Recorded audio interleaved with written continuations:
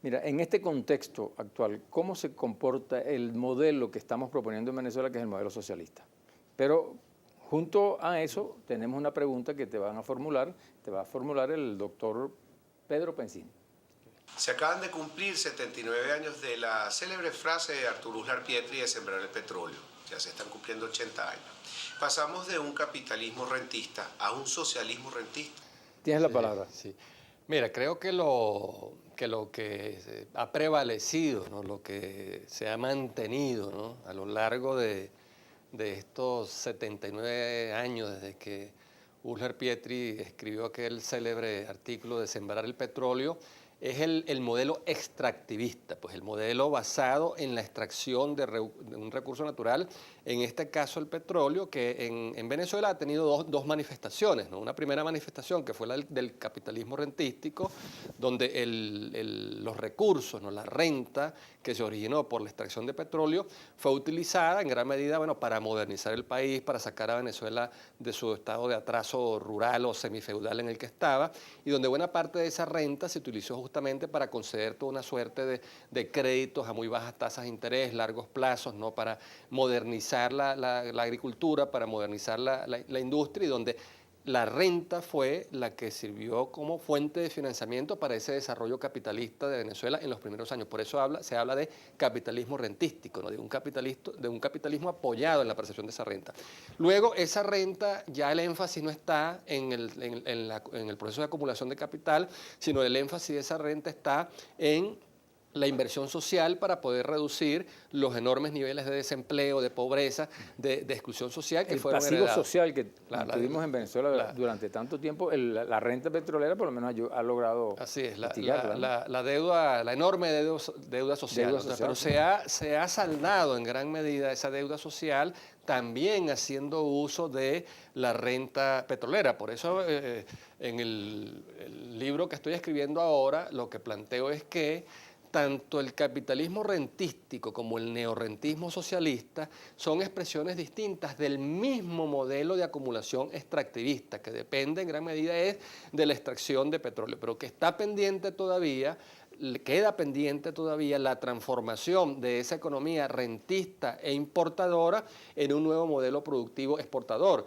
Queda pendiente todavía justamente la incorporación de esos enormes sectores que han sido sacados de la pobreza gracias a la distribución de la renta y su inserción en una actividad productiva mucho más estable que no dependa de las oscilaciones de la renta. ¿Cómo hacer entonces el socialismo productivo?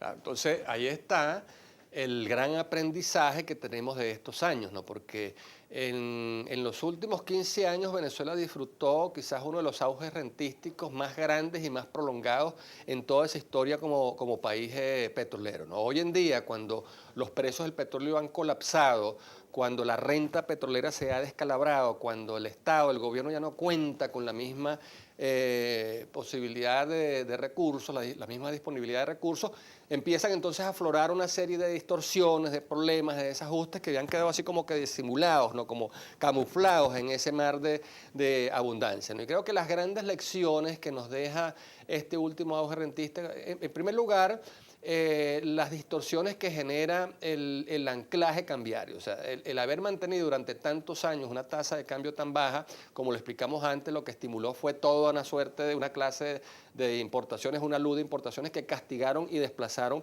la producción nacional, ¿no? Entonces creo que si nosotros queremos efectivamente transformar la economía nacional, ¿no? Diversificar la economía nacional, es allí una primera decisión que tenemos que tomar en materia cambiaria. Y la otra es que debemos tenemos que ahorrar recursos en las épocas de abundancia para poder encarar los tiempos de escasez. Y eso no lo hicimos. No lo hicimos. Sí. Entonces, en este caso, ¿cómo proceder? Pues ya tenemos una situación que la que tenemos actualmente, pero entonces, ¿cómo reaccionar ante esta situación? Sí.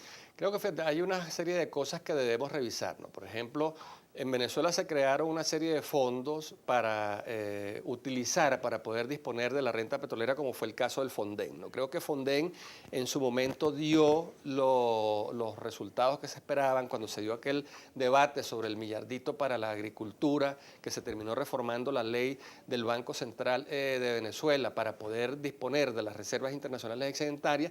En ese momento se creó un fondo, ¿no?, que fue el Fonden, que permitió utilizar esos recursos. Creo que esa etapa ya el país la está cerrando, esa etapa ya se está agotando y debemos pasar entonces de esos fondos para gastar la renta hacia fondos que nos permitan ahorrar parte de esa renta.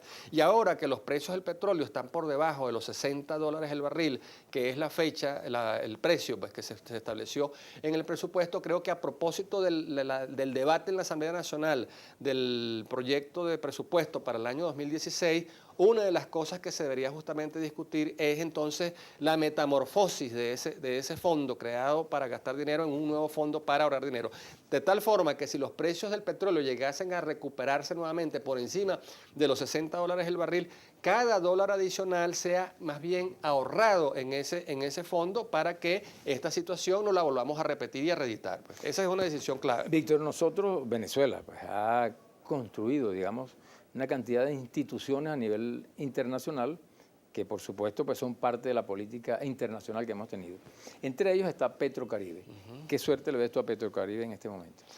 Sí, igual, no creo que sobre Petrocaribe, a raíz de la caída, ¿no?, de los precios del petróleo, se empezó a plantear la necesidad de revisar los acuerdos, porque creo que esa política de cooperación energética, ¿no?, tan generosa, tan solidaria, que implementó Venezuela, era posible sostenerla única y exclusivamente en un contexto de altísimos precios del petróleo, ¿no? Pero ahora con esta... ¿Tú lo crees que es inviable en este momento?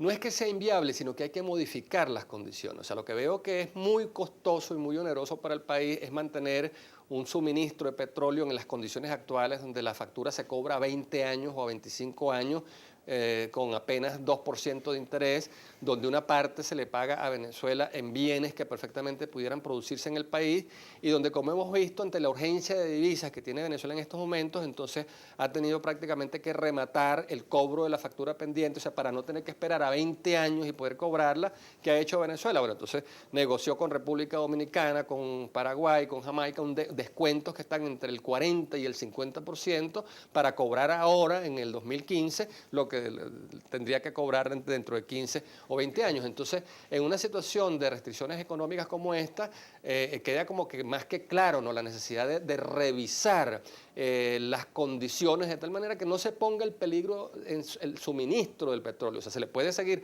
surtiendo a esos países de petróleo, pero cambiando las condiciones. Visto las cosas al revés, Víctor, ¿cómo ves tú la posibilidad de las inversiones extranjeras, si son necesarias en este momento? Mira, para Venezuela. Creo que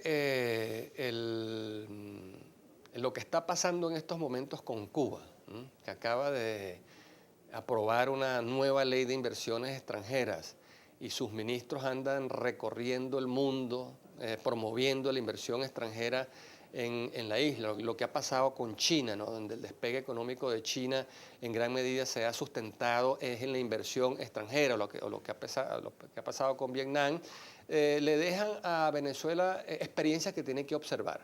Es decir, un Estado que regule, que controle la inversión extranjera, puede promoverla toda vez que ella siempre vendrá asociada a la transferencia de tecnología, a la asistencia técnica para las pequeñas y medianas empresas del país, a la incorporación de materias primas y de contenido nacional. Entonces, hay quizás en el imaginario de la izquierda, ¿no?, hay como una maldición, ¿no?, en torno a la inversión extranjera y se le atribuye siempre ser como que el desembargo... ¿Tú las consideras necesarias? Por supuesto. Bueno,